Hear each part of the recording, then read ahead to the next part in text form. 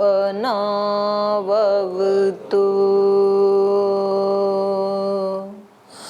सहनौ भुनक्तु सह वीर्यं करवावहै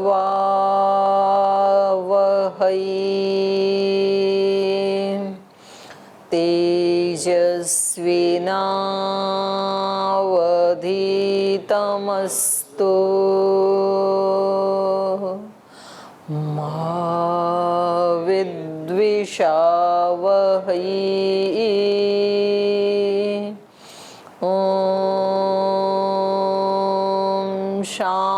शांति शांति शांति।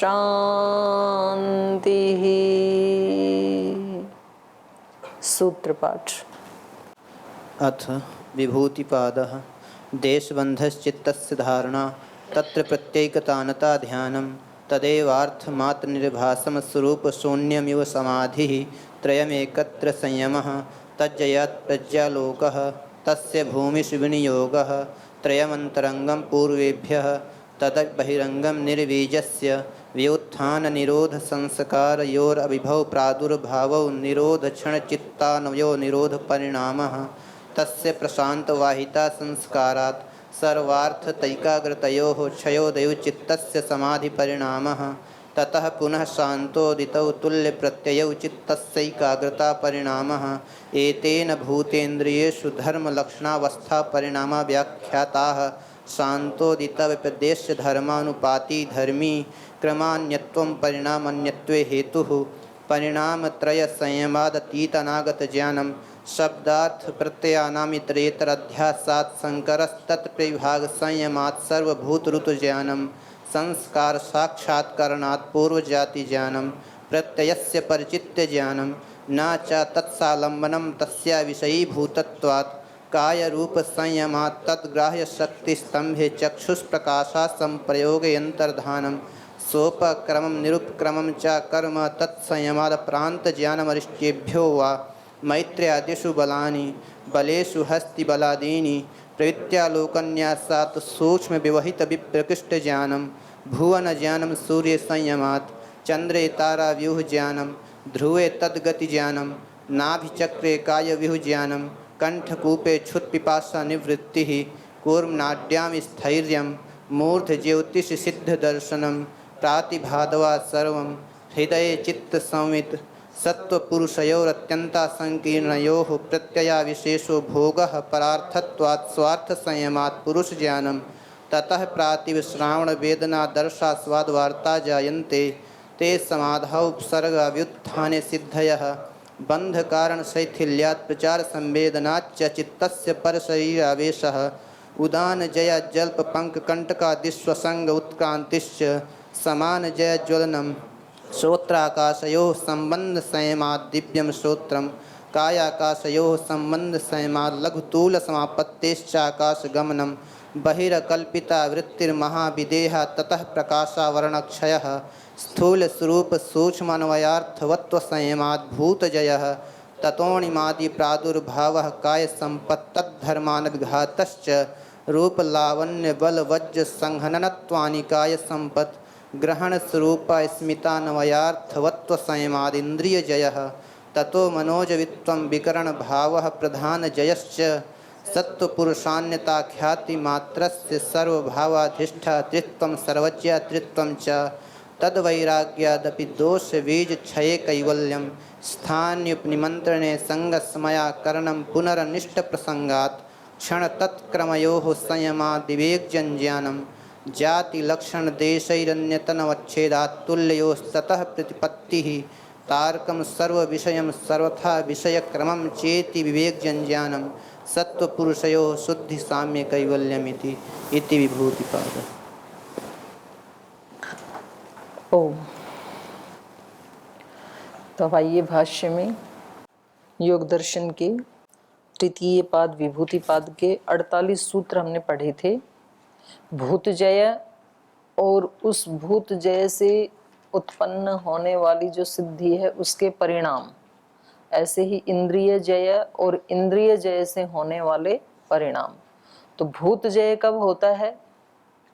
भूत जय की सिद्धि कब मिलती है? जब भूत के पांचों रूपों को, जो 5 रूप हैं, उनमें संयम करने से और उनको जीतने से भूत जय होता है। और भूत जय का परिणाम क्या है?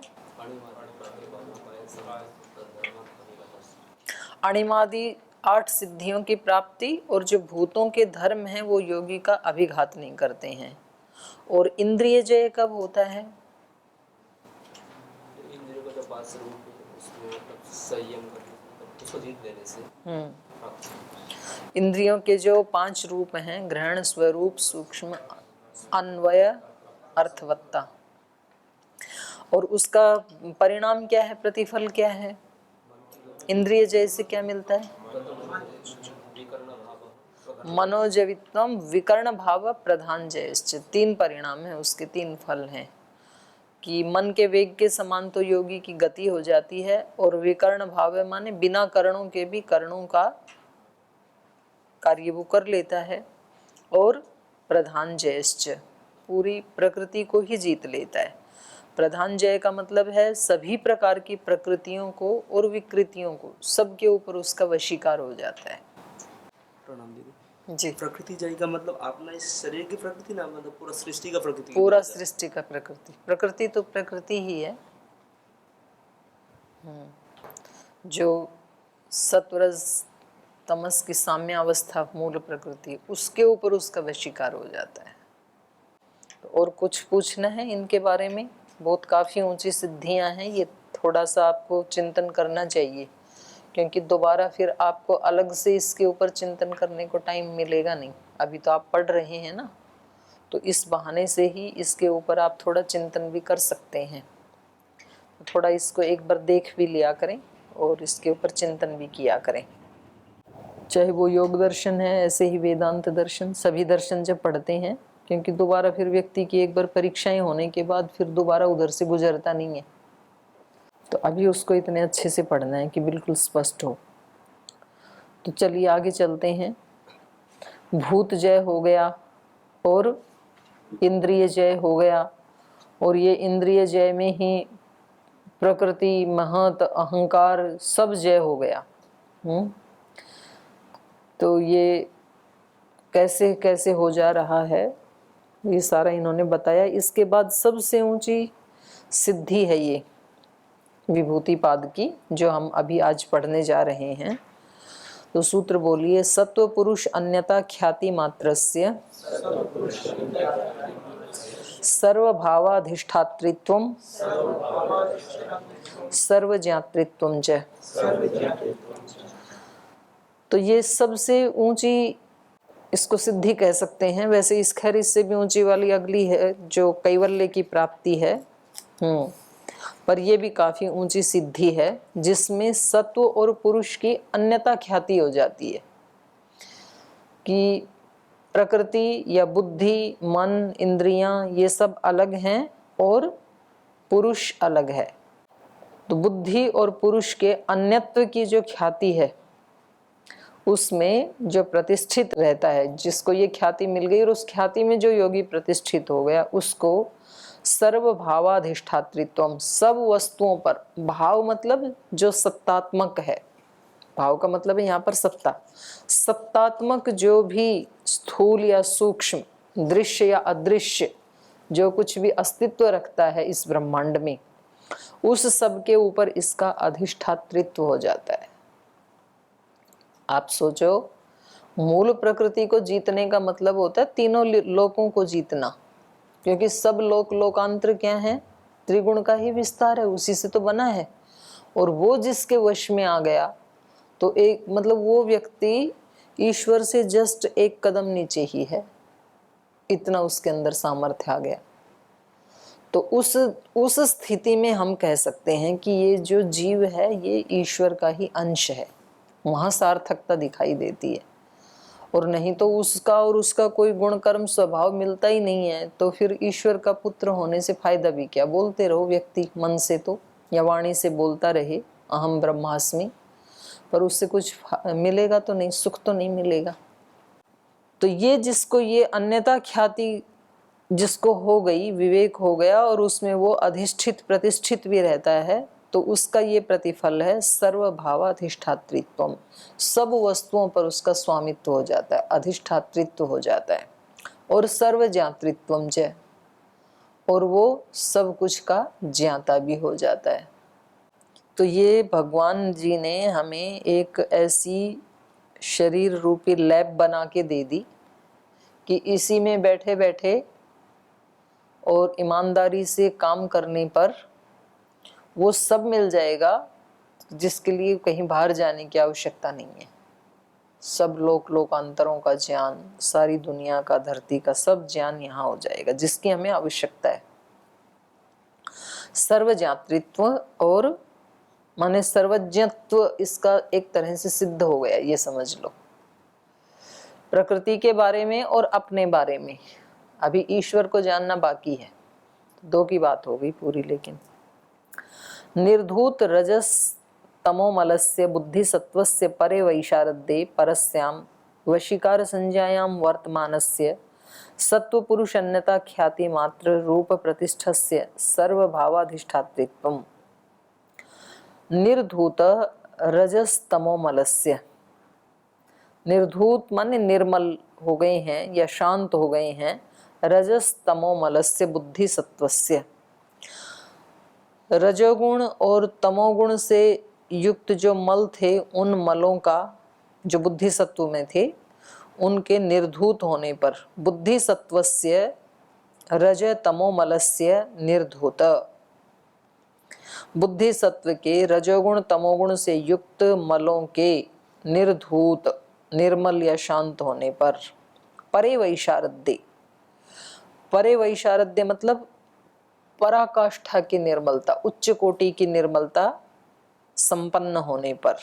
वैशारद्य मतलब विशारदा, निर्मलता, पवित्रता। और परश्याम वशीकार संज्ञायाम, और वशीकार संज्ञा मतलब वैराग्य। प्रथम पाद में बताया ना वैराग्य क्या है, दृष्टानुश्रविक विषय वितृष्णस्य वशीकार संज्ञा वैराग्यम। तो वशीकार संज्ञा का नाम ही क्या है, वैराग्य। लेकिन ये कौन सी वशीकार संज्ञा है, परस्याम वशीकार संज्ञायाम। वैराग्य वहां दो बताए ना, पर वैराग्य अपर वैराग्य। तो ये अपर वैराग्य तो वहां पर ही योगी ने सिद्ध कर लिया था प्रथम पाद में। यहाँ बात चल रही है पर वैराग्य की। वो ज्ञानस्य पराकाष्ठा वैराग्यम ऐसा भी कहा गया है, तो उसका क्या तात्पर्य है? कहाँ कहा है? इसमें योग दर्शन के भाष्य में कहाँ? बोलो, पंक्ति निकाल के सुनाओ। आप बोलो ना, आप पूछ रहे हो तो खोजना पड़ेगा, मुझे याद है इसीलिए। इसलिए प्रमाण से प्रश्न पूछना पड़ेगा। जब आपके पास ये पंक्ति है ही नहीं उपस्थित कि ये कहाँ कहा है, तो उसको दिखाना पड़ेगा ना। कोई बात नहीं, पूछिए आप। ज्ञानस्य पराकाष्ठा एवं वैराग्यम, तो इसमें क्या प्रश्न है आपका? तो इसमें वैराग्य का क्या तात्पर्य कह रहे हैं? जो ज्ञान की पराकाष्ठा तभी तो होगी जब आपको दृष्ट और अनुश्रविक विषयों में तृष्णा नहीं होगी, तभी तो ज्ञान होगा ना पराकाष्ठा का।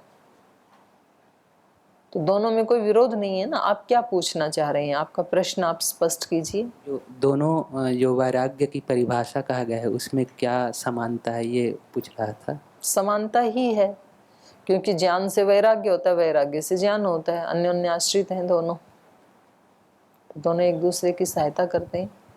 जितना वैराग्य व्यक्ति को कब होगा, जब उस विषय का ज्ञान होगा।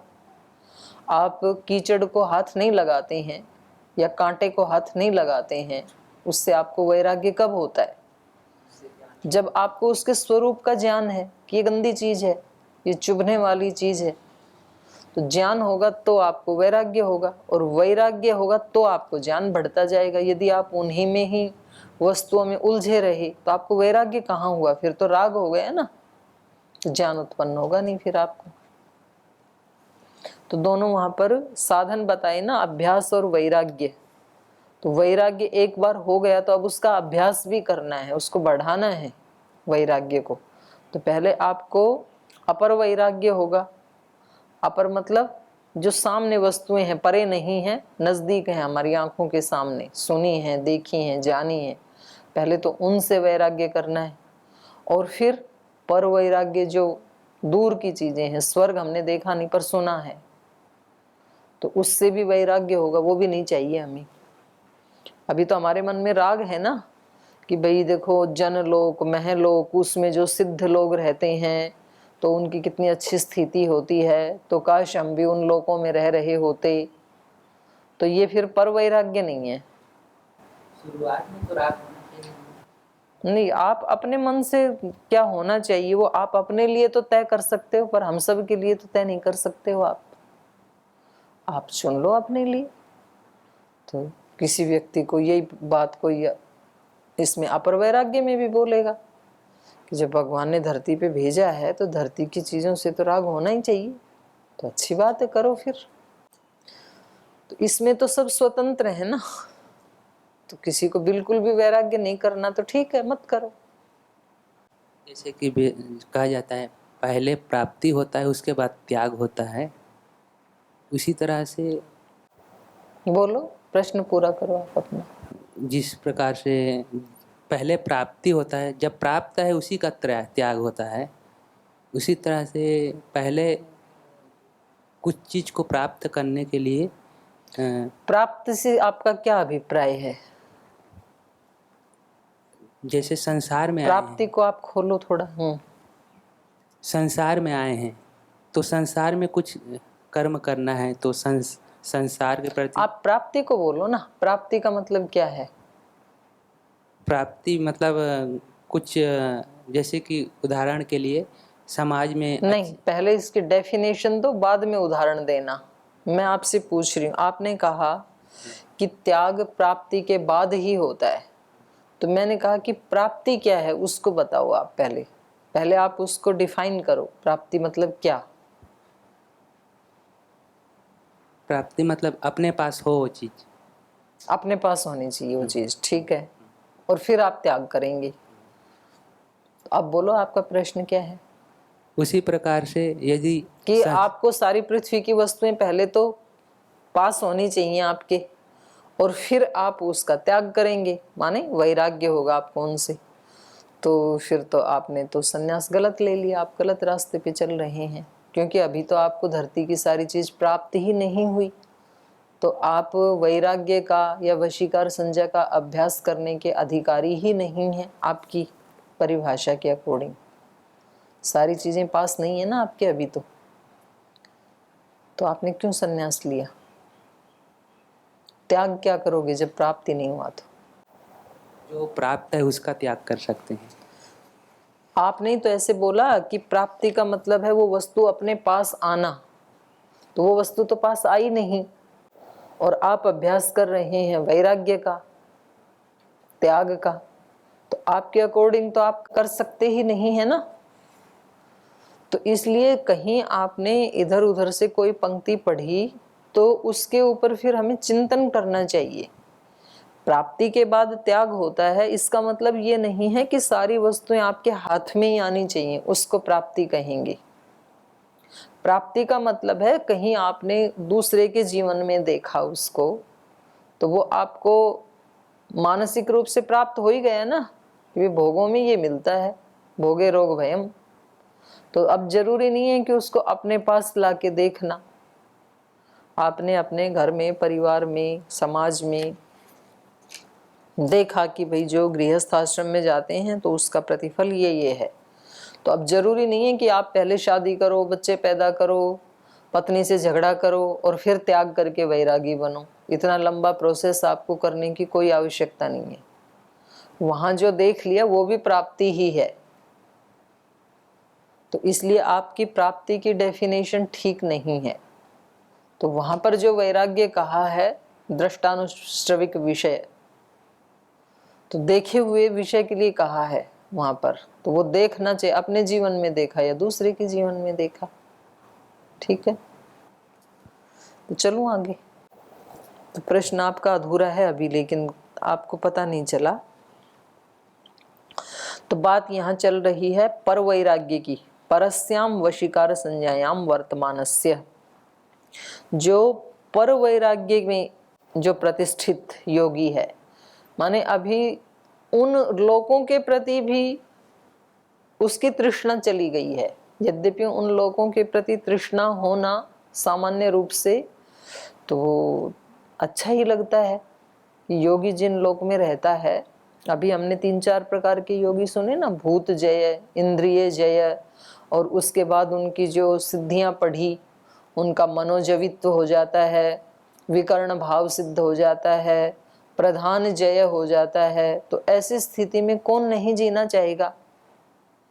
ये तो बहुत ऊंची स्थिति है। तो कितने लोगों का उपकार भला कर सकता है ये। लेकिन इससे भी जिसको वैराग्य हो गया, पर वैराग्य, पर वैराग्य उसी को ही कहते हैं जो उत्कृष्ट कोटि का वैराग्य है। परे वैशारद्य, उत्कृष्ट निर्मलता हो जाने पर, शिखर की निर्मलता होने पर ही ये पर वैराग्य घटित हो सकता है। परस्याम वशीकार संज्ञायाम वर्तमानस्य, पर वैराग्य की स्थिति में प्रतिष्ठित ये जो योगी है, इसका सत्व पुरुष अन्यथा ख्याति मात्र रूप प्रतिष्ठस्य, जो सत्व पुरुष की अन्यथा ख्याति मात्र रूप में जो प्रतिष्ठित है, इस योगी का हर पल जो किस स्थिति में प्रतिष्ठित है, सत्व और पुरुष की अन्यथा ख्याति, माने ये विवेक की पराकाष्ठा है ना। प्रतिपल कोई व्यक्ति प्रकृति के बीच में रहता हुआ प्रकृति से बिल्कुल अलग रहता है, तो ये तो बहुत ऊंची स्थिति है। तो इसी को कहा सत्व पुरुष अन्यथा ख्याति मात्र रूप प्रतिष्ठस्य। सत्व पुरुष की अन्यथा ख्याति मात्र रूप में प्रतिष्ठित जो योगी है, उसका षष्ठी है ना, तो का अर्थ सब जगह लग जाएगा। सर्वभावाधिष्ठातृत्वम, इस योगी का सब वस्तुओं पर स्वामित्व हो जाता है, सब वस्तुओं पर उसका अधिष्ठातृत्व हो जाता है, सबका मालिक हो जाता है फिर वो। तो अब यहाँ पर प्रश्न उठने चाहिए आपके चित्त में ना, कि भाई जब वो उससे बिल्कुल अलग उसको देख रहा है, पूरी प्रकृति को, सत्व को, और अपने को अलग देख रहा है, तो वो उसके ऊपर अधिष्ठाता बनना चाहेगा कि नहीं चाहेगा? एक प्रश्न उठता है ना।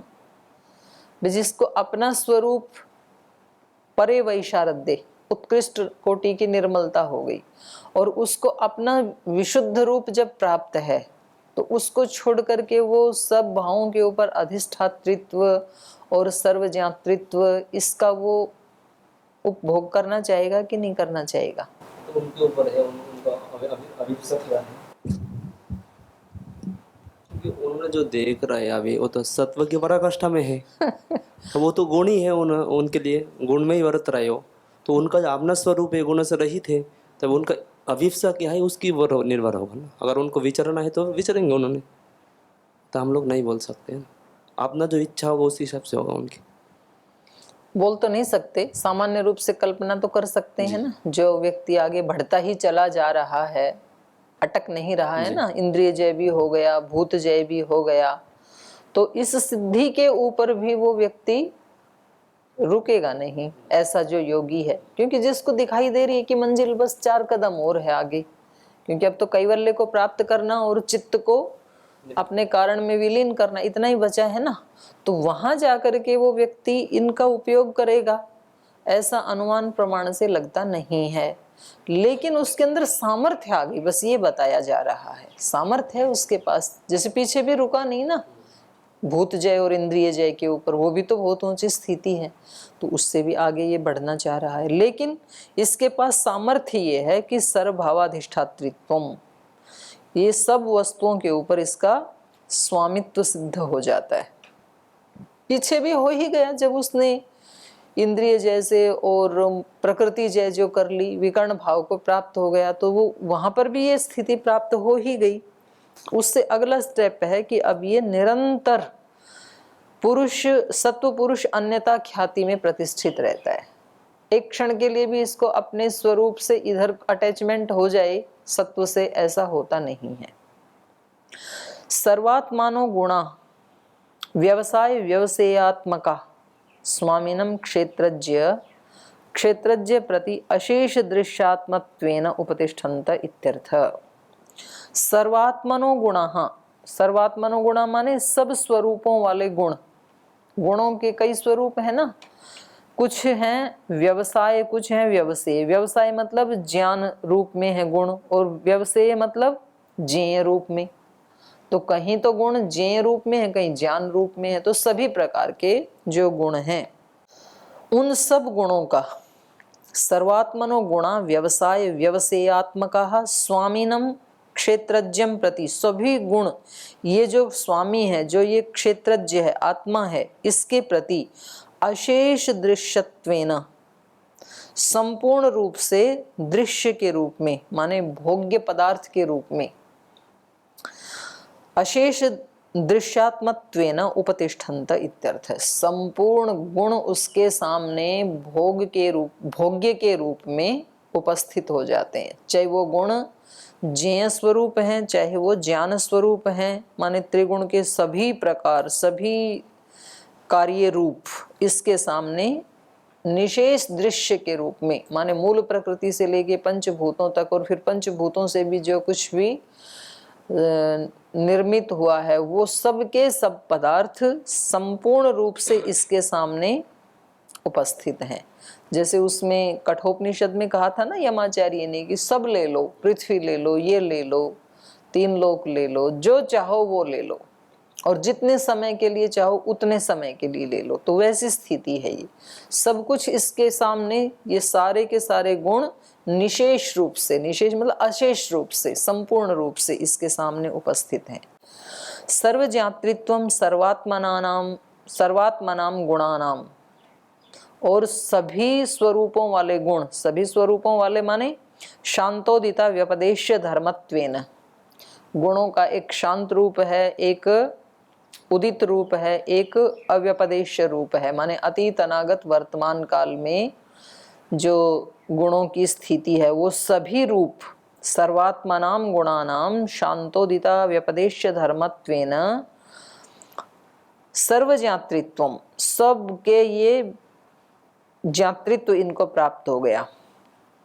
शांतोदिता व्यपदेश्य धर्मत्वेन व्यवस्थितानाम अक्रम उपारूढ़म, ये सारे के सारे गुण एक क्रम से उपस्थित नहीं होते इनके सामने, बिना क्रम के एक साथ। सामान्य रूप से नियम यह है कि क्रमशः उपस्थित होते हैं कोई वस्तु किसी के सामने, लेकिन इनके सामने कैसे होती है? अक्रमोपारूढ़म विवेकजम ज्ञानम इत्यर्थ, बिना किसी क्रम के,